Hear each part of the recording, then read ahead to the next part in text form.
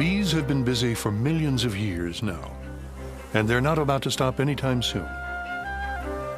Foragers still return from the fields with nectar, while guard bees still watch and wait.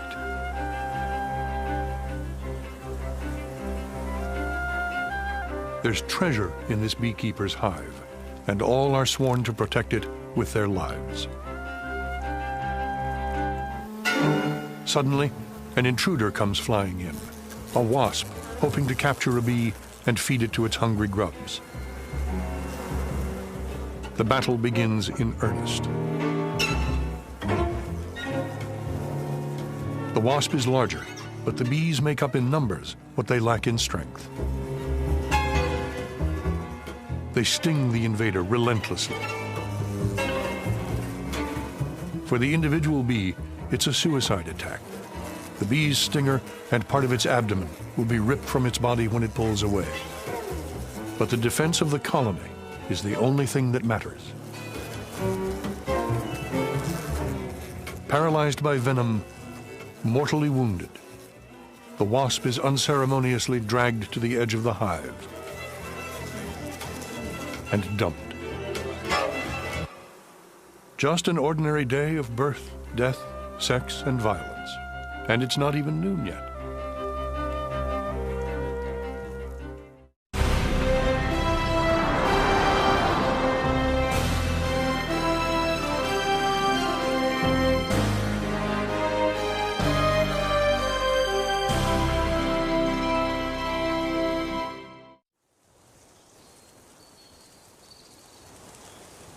Ah, spring. After a long winter, it's time to get outside and to drink your fill of nectar. If you're a honeybee, this is your field of dreams.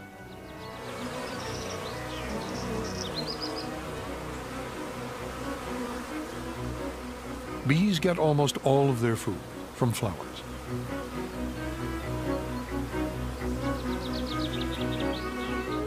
Attracted by the bright colors and sweet smells, the bee thrusts its body and long straw-like proboscis deep inside the flower and sucks up the sugary nectar at the bottom.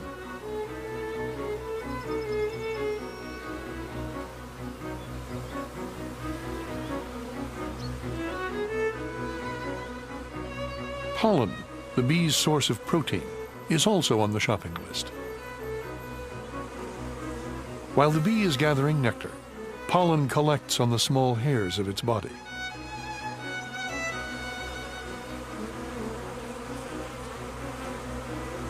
To carry it safely, the bee stows it away in sacks on its hind legs. A bee can carry its own weight in pollen and nectar and still fly, barely.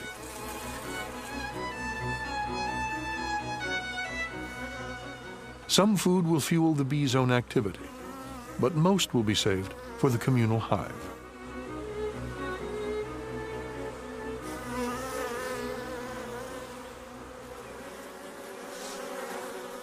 As soon as they return, the foragers prepare to unload their cargo. Other workers are waiting to help them. A full load of nectar fills nearly half of a bee's abdomen.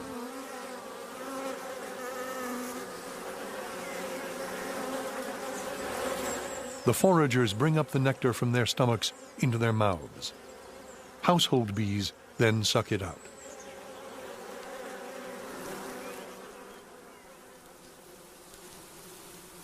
As the nectar is passed on from one bee to another, it's processed by enzymes in the bee's body. The nectar is then tipped into storage cells. It takes about 5 days for it to thicken and ripen into honey. When the process is complete, the honey cell is sealed with wax, like a lid on a jar, to be opened when needed.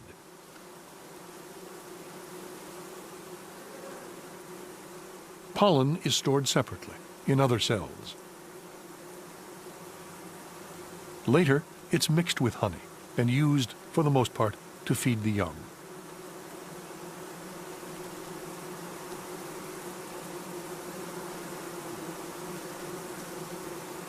The bees pack it down to make room for the next load, and the next.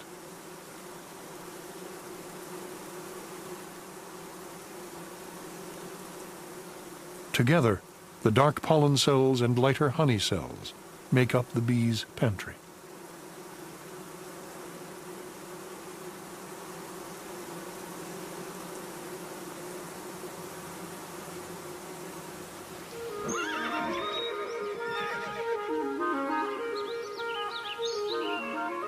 The search for nectar and pollen lasts as long as the light does.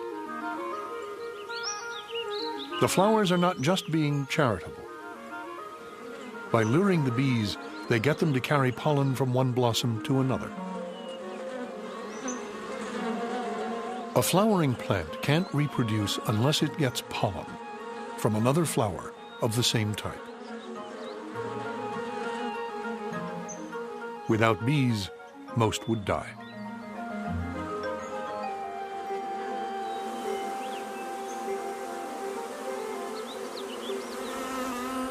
When a scout bee discovers a rich new source of food, it must tell the others how to get there.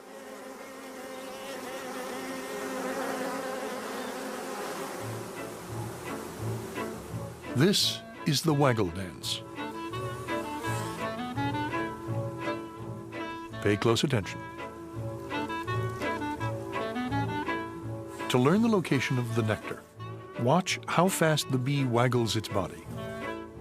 Listen to the sounds it makes, and remember the speed, direction, and a number of patterns in the dance.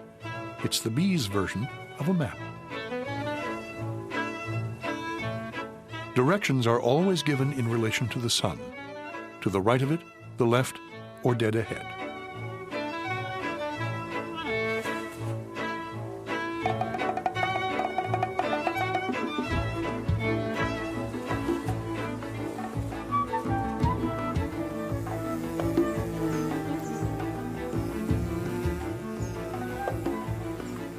Success at last.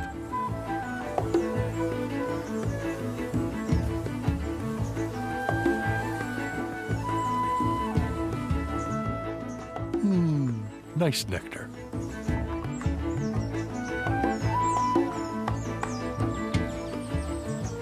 It takes the nectar from 5 million flowers to make 1 pint of honey.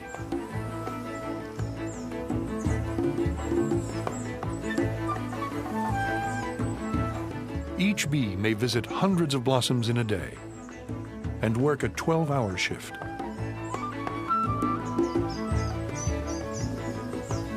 They make about 10 journeys in a day, with each trip lasting roughly an hour.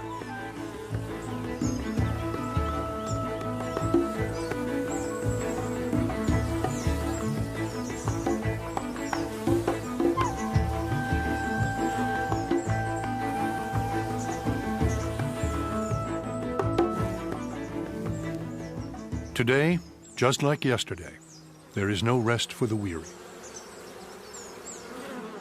Most worker bees live for only about a month. They simply wear out. There's a constant need for replacements, so feeding and raising the young takes up much of the hive's energy. There are 3 types of bees here: the female workers, the male drones, and the queen. The workers are the smallest, but they do all the work of the hive, from nursing the young to foraging. Every few days, they take on a new job, running through all of them in the course of their lives. The drones, who are medium-sized, mate with the colony's queen, their one and only job. They don't forage for food. They don't even have stingers to protect themselves. The queen has only one job too, but it's the most important of all. She must lay the eggs for the next generation of workers, drones, and even her own replacement. But first, the queen must mate. And to do that, she must leave the hive. She sets off on her first mating flight when she's about a week old.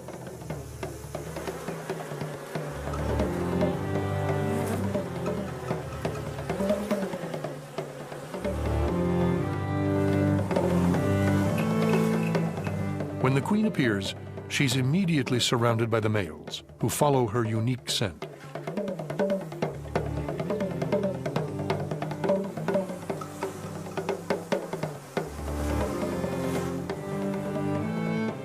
Each of the dozen or so drones who get to mate with the queen dies in the act.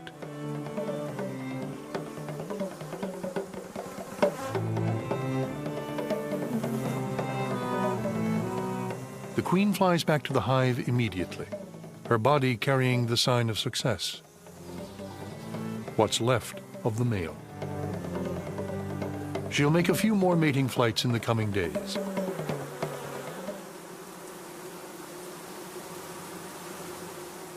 And then have enough sperm in her body to fertilize eggs for the rest of her life, which may last from 1 to 4 years.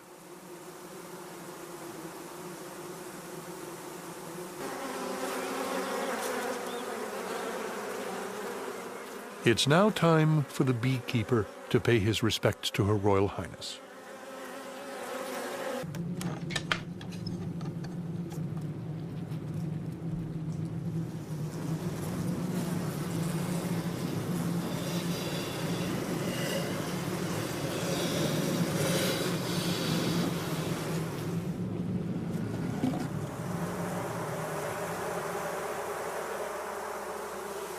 But he comes with an ulterior motive.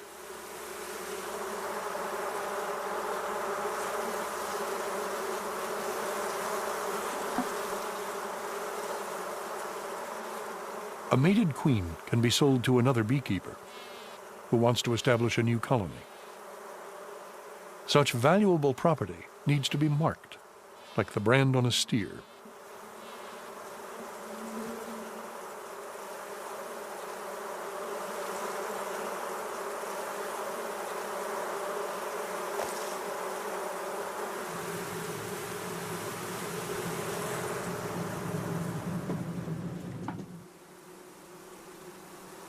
Every day, the queen will lay about 1,500 eggs.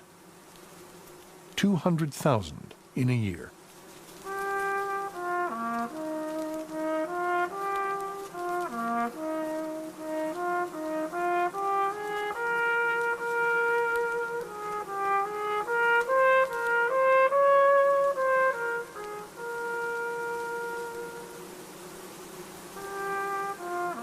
It's a tough job, but someone has to do it.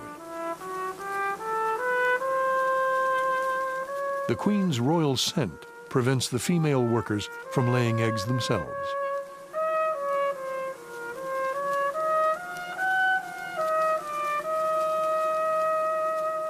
It takes a few days for the eggs to grow into larvae.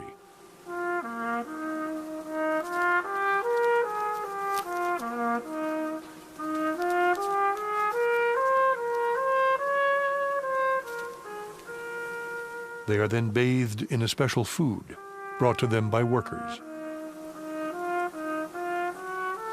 During its first day, a larva eats so much, its weight increases 5.5 times. In 6 days, its weight increases 1,500 times.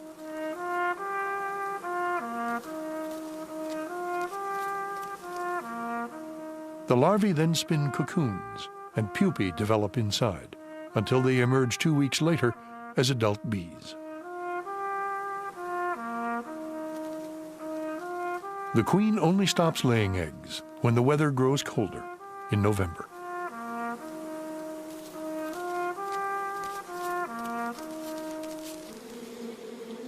Each bee makes the metamorphosis from egg to larva to adult in about 3 weeks.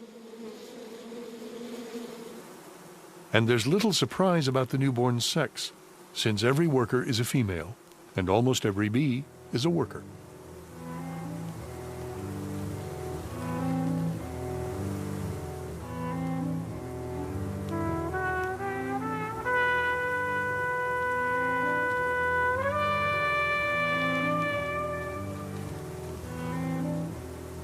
In a colony of tens of thousands, only 100 bees are born male.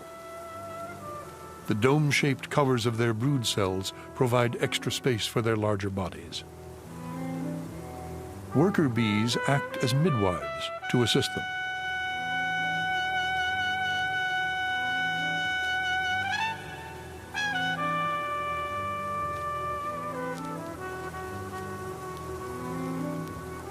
But a worker herself has to fight her way out of her brood cell unaided. No coddling allowed here.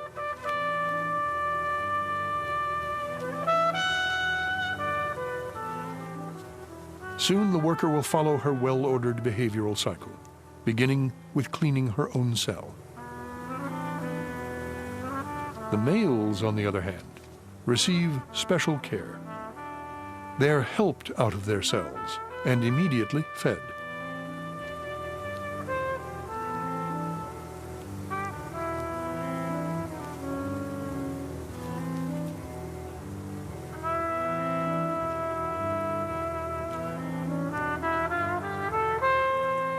In an otherwise society of equals, the male does not have to work. Even his name, drone, is another word for an idler.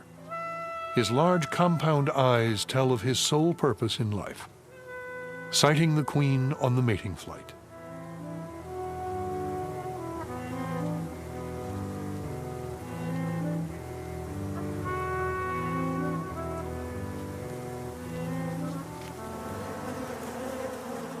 In a honeybee colony, every member has a specific task to perform, and everything has its place.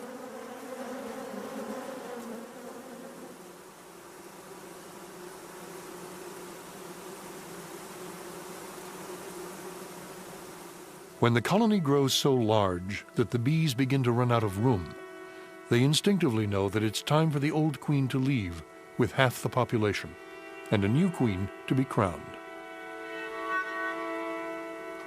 First, construction needs to begin on special queen cells, in which a dozen or so new would-be queens will grow.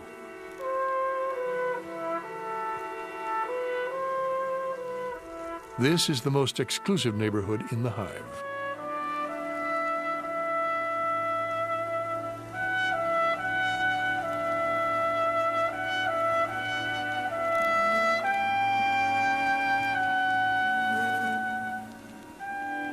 As eggs, all bees are equal. But by feeding grubs a steady diet of royal jelly, a mixture of milky secretions, they're turned into queens.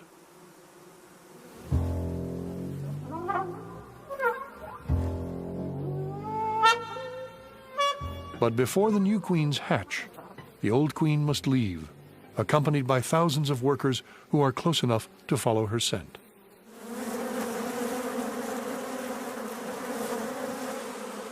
They swarm out of the hive in a mad, swirling rush.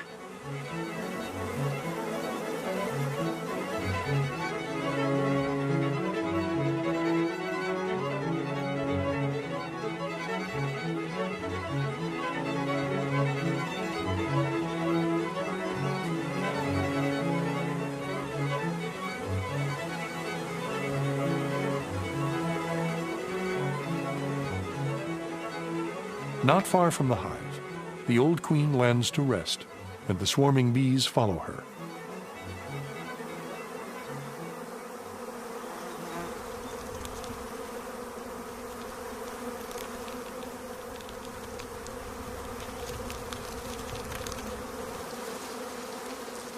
Whenever and wherever she lands, they collect around her to keep her safe and at the right temperature.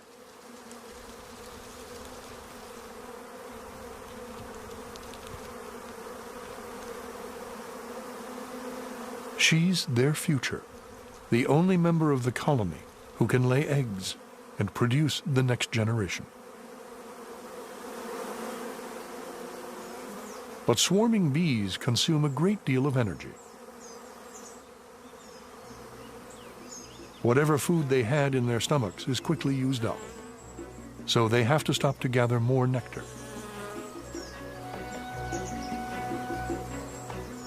Any food not used by a foraging bee is shared.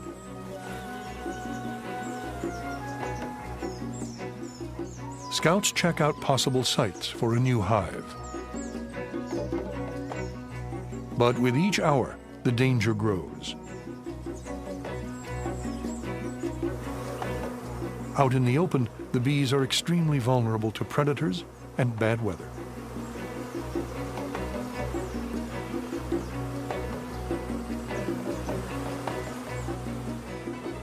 Many swarms die when they can't find a new site fast enough.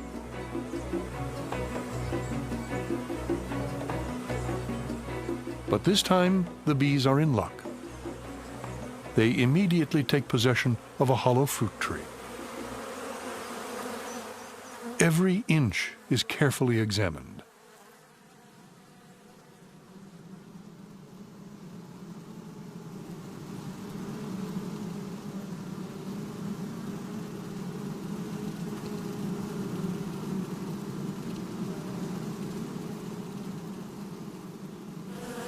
Naturally, the tree is a bit musty, so they air it out using their wings as fans. Then they spread a special scent from a gland on their abdomen. The sweet smell of home. It makes the new address official and allows stragglers to find their way. Inside the tree, the bees form living chains. Not having a ruler handy, it's their way of taking measurements in preparation for the construction work, which has to begin as soon as possible. Bees are natural engineers. They're also gymnasts, excellent at holding onto each other's legs.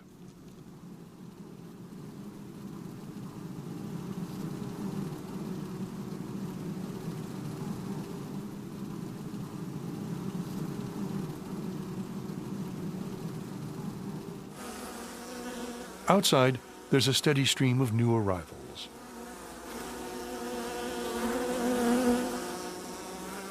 The tree seems to meet with their unanimous approval, especially the rustic decor.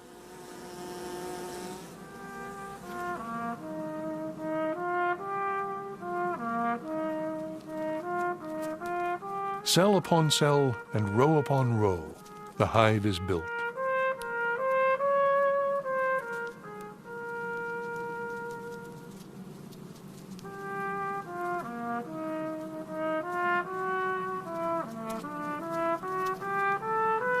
Each sheet of cells is called a comb. The worker bees have wax-secreting glands in their abdomens to produce a steady supply of building material. But there's a high price to pay. To produce the energy to make an ounce of wax, it takes a pound of honey.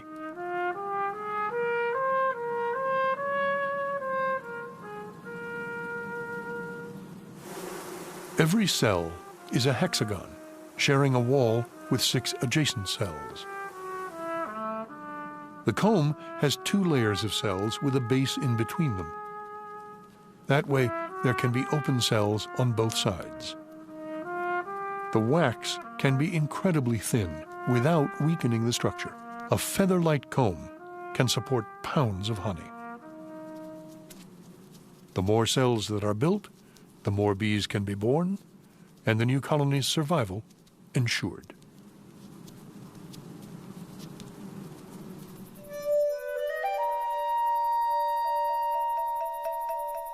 It's now midnight.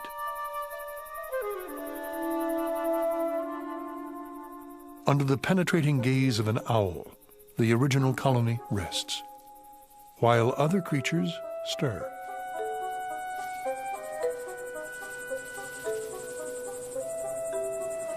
There's a visitor to the hive tonight. A mouse trying to keep out of the way of owls and bees alike. It's not after honey, but warmth and safety, and a snack.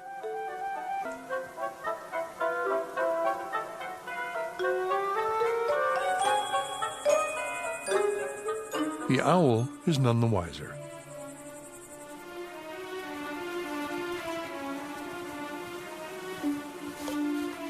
The mouse can smell the danger above. There lies the realm of the bees, where mice are not welcome.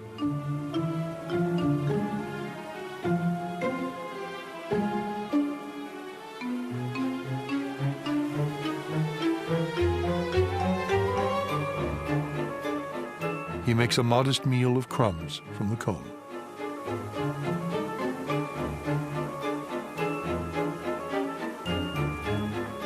The bees are keeping the brood cells at an even 95 degrees Fahrenheit, just the right temperature for a chilly mouse.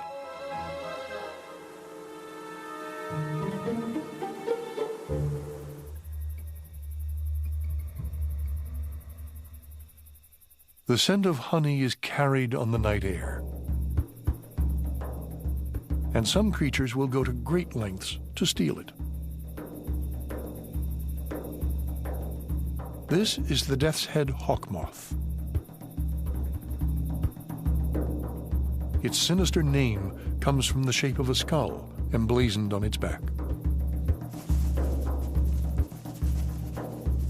The moth's limbs are stiff from the cold night air.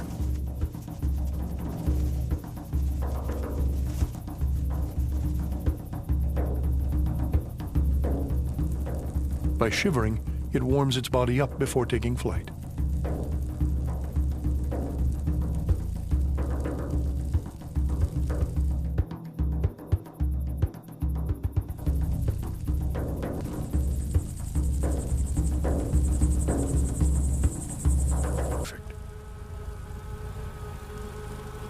It produces chemicals that mimic the scent of the beehive, being the right size.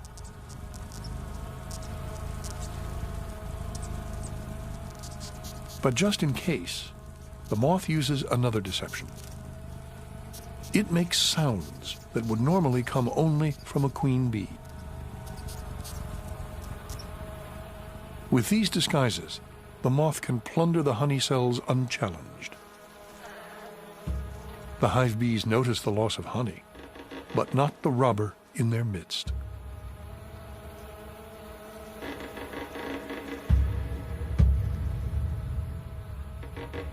The moth sucks 4 or 5 honey cells dry. But the scent of the honey, he escapes just in time.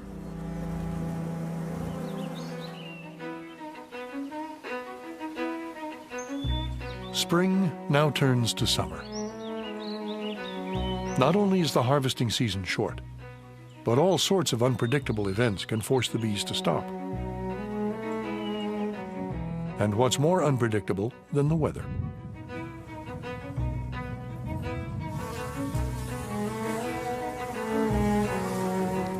All those who can return quickly to the hive. Those who remain face the full force of the rain.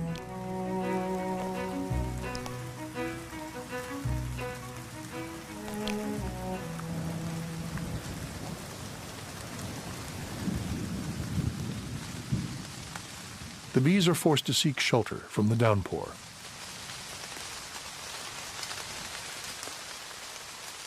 Rain poses a real threat. The bees can become so chilled by the water that their muscles no longer function efficiently. They are grounded, unable to fly.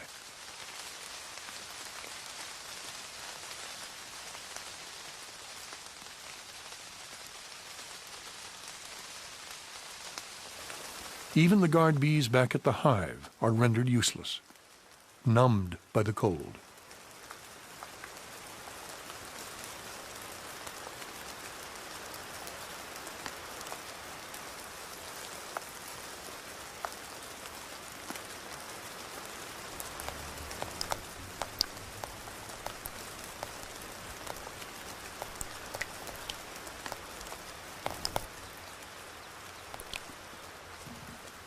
It's a good time for the mouse to return without the risk of being stung.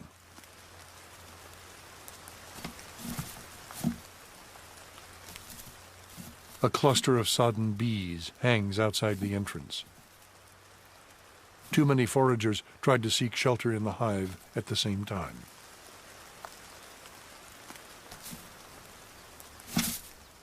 But the mouse still needs to be careful. Once the bees dry out, their reaction will be considerably different. They are not generally known for their hospitality.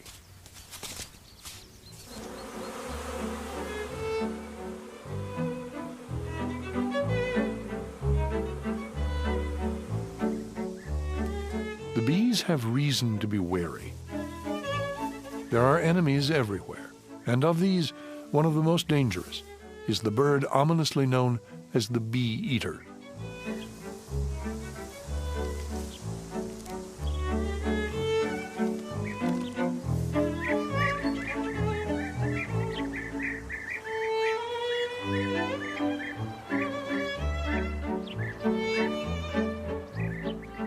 With a brood of hungry chicks in their nest tunnels, the birds need to meet a constant demand for food.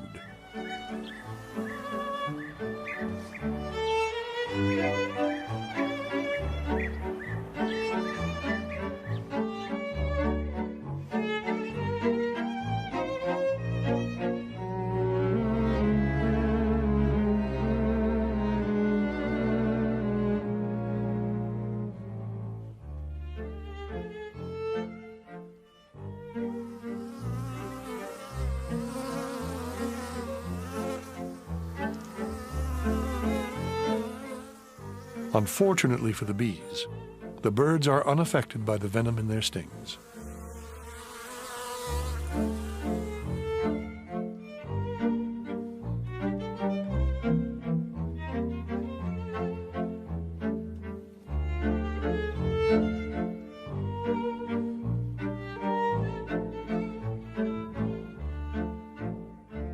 A single bird can kill 500 bees a day. A whole group can wipe out a colony.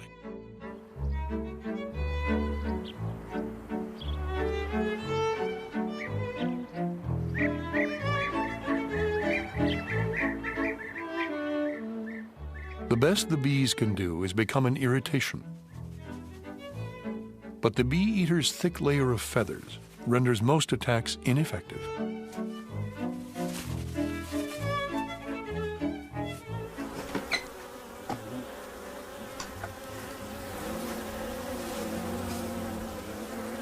Nearby, the dreaded hornets are also rearing their young. With hungry hornet grubs to feed, attacks against the bees increase in intensity.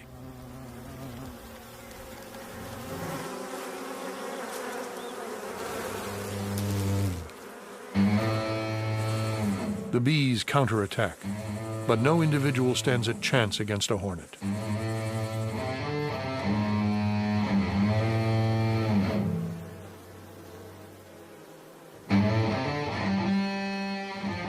The invader quickly disables the bees' flight muscles. The hornets are nightmare neighbors. They'll remain a constant menace to the bee colony for the rest of the summer.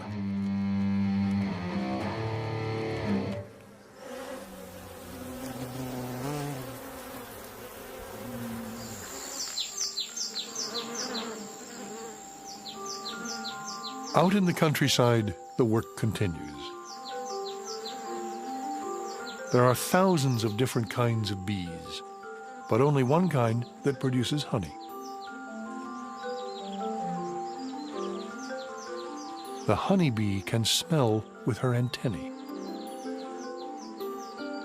and she can taste with the tip of her proboscis. Not to mention each foot, which can taste what it touches.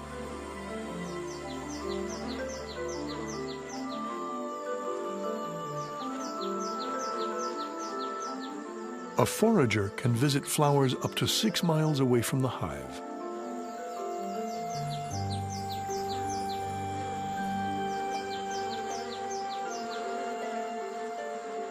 For us, that would equal a trip of 800 miles.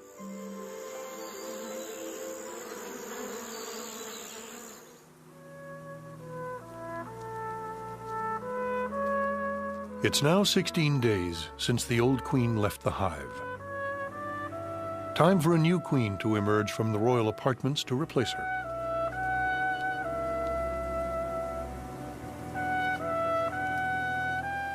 The firstborn stakes her claim to be ruler with a piping call.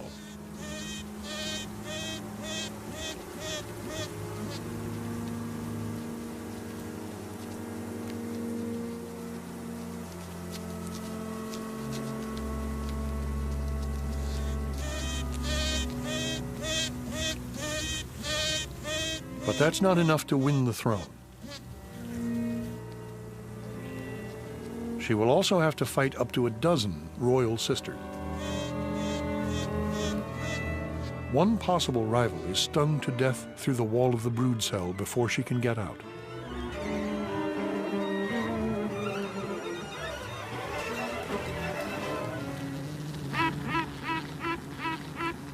At the same time, another is trying to free herself from her cell.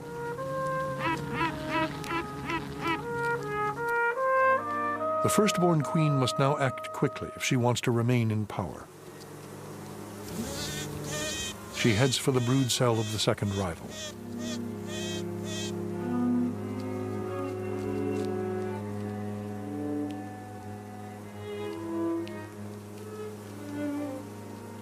As soon as the rival is free, the challenge is taken up.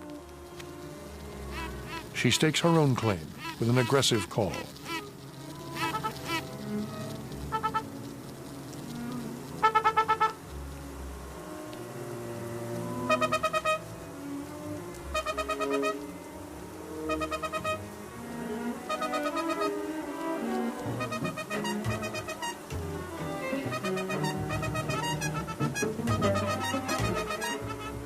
The battle for the colony begins.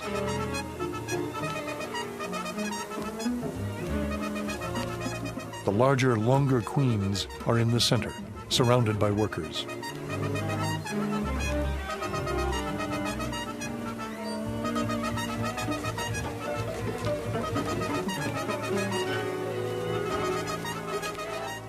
Each queen tries to sting the other to death, striking as close as possible to the sensitive abdomen.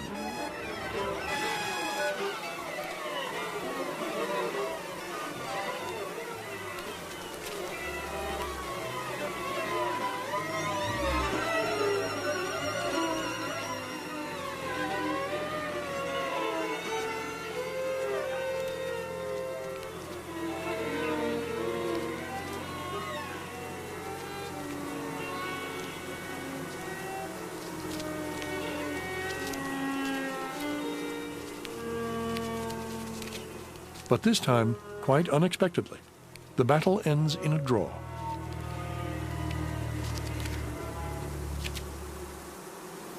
The stalemate has dramatic consequences. A hive can only have one queen, so the colony must divide yet again. The departing swarm is on a risky mission. The newborn queen that leads it is a virgin and cannot guarantee the new colony's continued existence. Thousands of workers follow her nonetheless, drawn inexorably by her scent.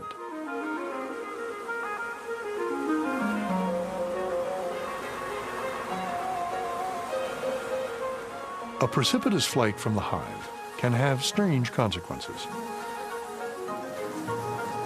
If the scout bees have no opportunity to find a suitable home, they may stumble into a dangerous neighborhood, infested by humans and their infernal machines.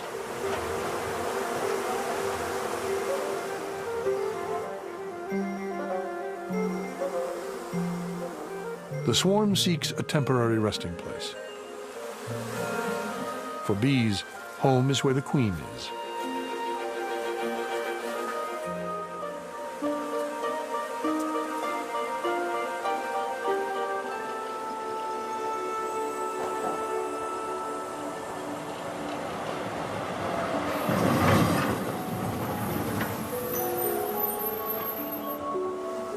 Alighting on a live overhead tram wire shows a definite lack of planning.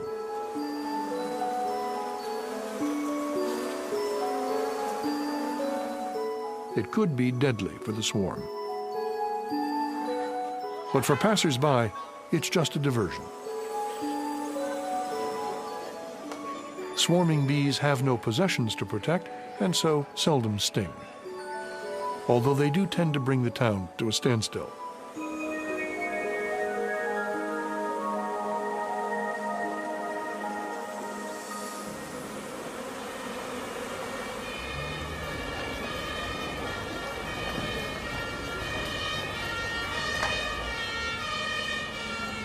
The fire department comes to the rescue.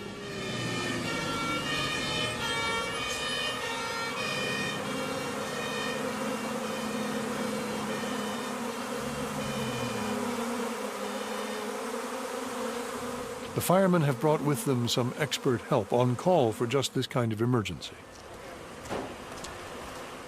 But it's not clear how the beekeepers can get the bewildered colony under control.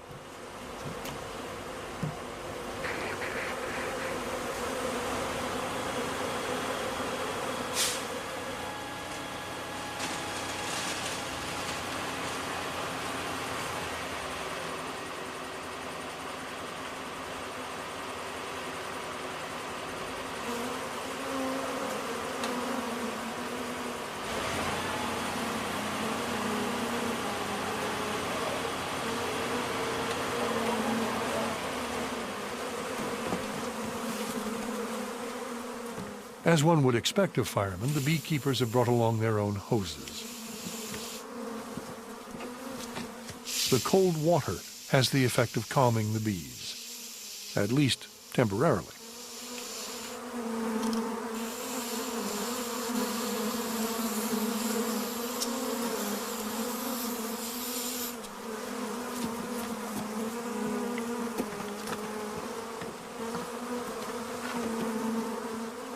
At first, the bees seem to tolerate being shaken into the box. But then they begin to rebel, led by their queen, who has been protected from the effects of the water by a layer of loyal followers. The swarm, with the queen in its midst, rises from the box and continues its journey to a new, unknown destination.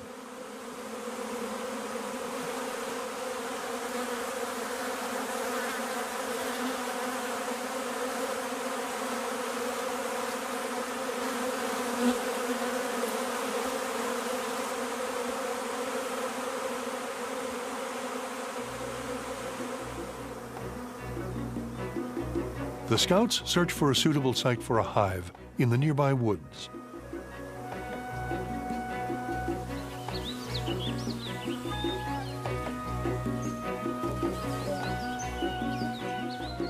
The rotted stump of an old tree seems ideal. A fixer-upper, to be sure, but one with undeniable charm.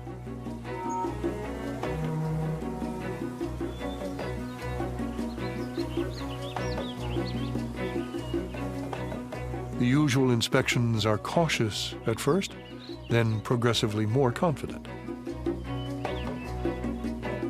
So far, so good. It's empty, it's dry, and it's big enough for the colony. Who could ask for more?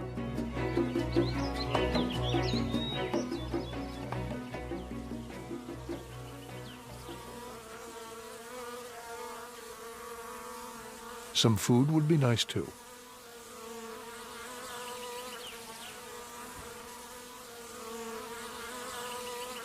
Now that the bees have settled in the woods, they search out honeydew, a sticky liquid containing a great deal of sugar, which they can turn into woodland honey.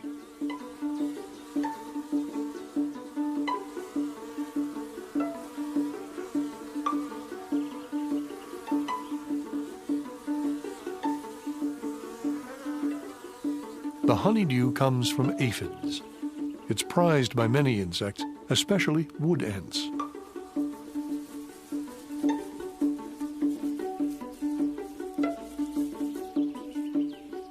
The aphids tap trees to obtain sugary sap, which their bodies turn into honeydew.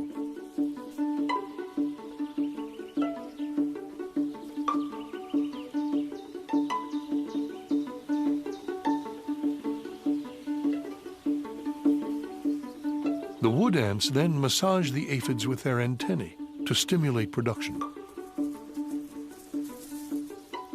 They act as shepherds, tending their sheep.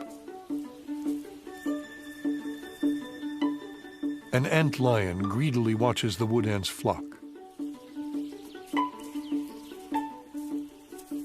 But he'll face stiff resistance.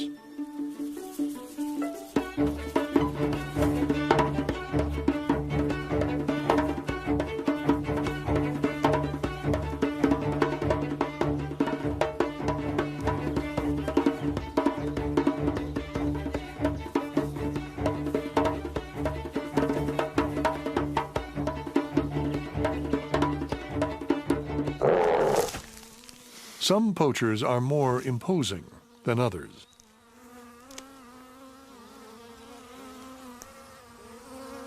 Bears spend almost all of their time foraging for food. It's best not to attract their attention. Too late.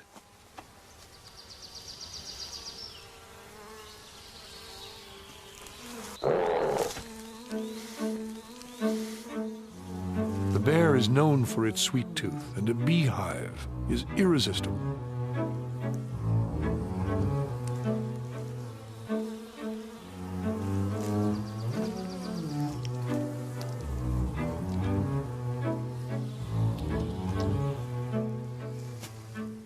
To reach the prized woodland honey, the bear uses brute force.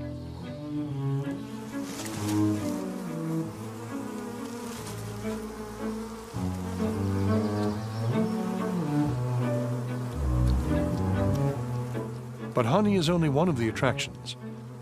He also savors the protein-rich grubs.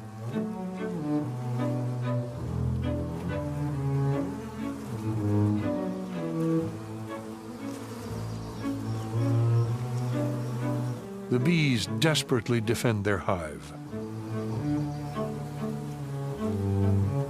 But they're no match for the bear, who shakes off their attacks. His thick fur protects him from the stinging bees long enough for him to wreak maximum damage.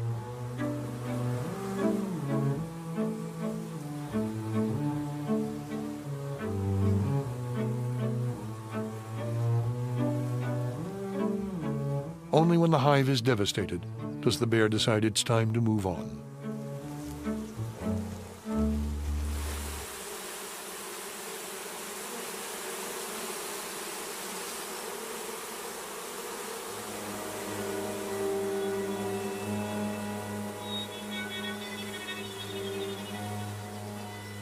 Other, smaller plunderers begin to arrive.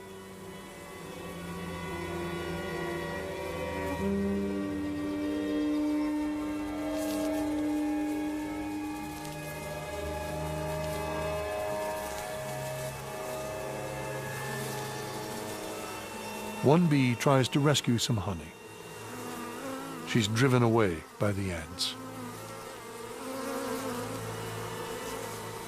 The colony is doomed.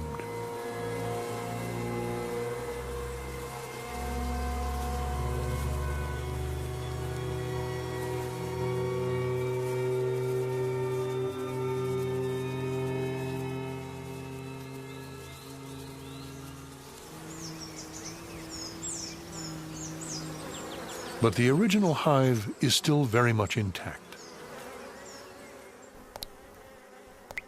As summer heat raises the temperature inside, workers are kept busy bringing in cooling water.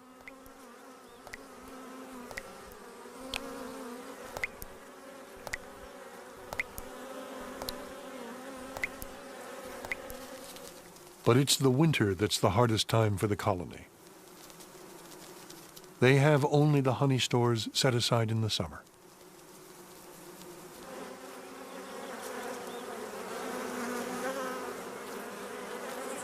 All the bees must work hard for the survival of the colony. The drones who didn't mate with the queen are no longer needed.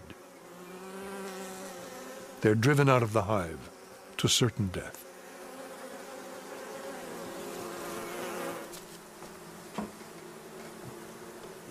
The colony must now submit to another indignity.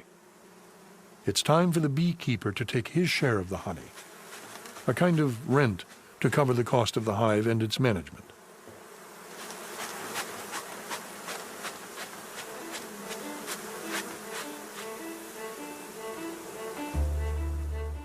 Anything he spills is public property.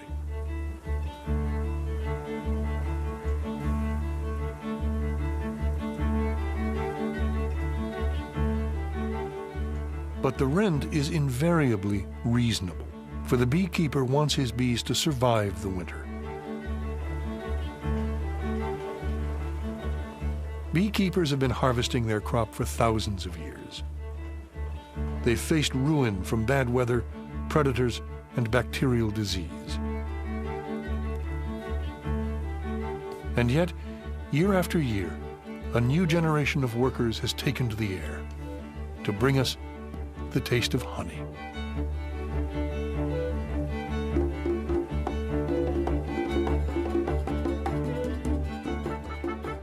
In the house at Pooh Corner, A.A. Milne wrote, "What would you like best in the world, Pooh?" "Well," said Pooh, "what I like best," and then he had to stop and think. Because although eating honey was a very good thing to do, there was a moment just before you began to eat it which was better than when you were. But he didn't know what it was called. Sweet anticipation.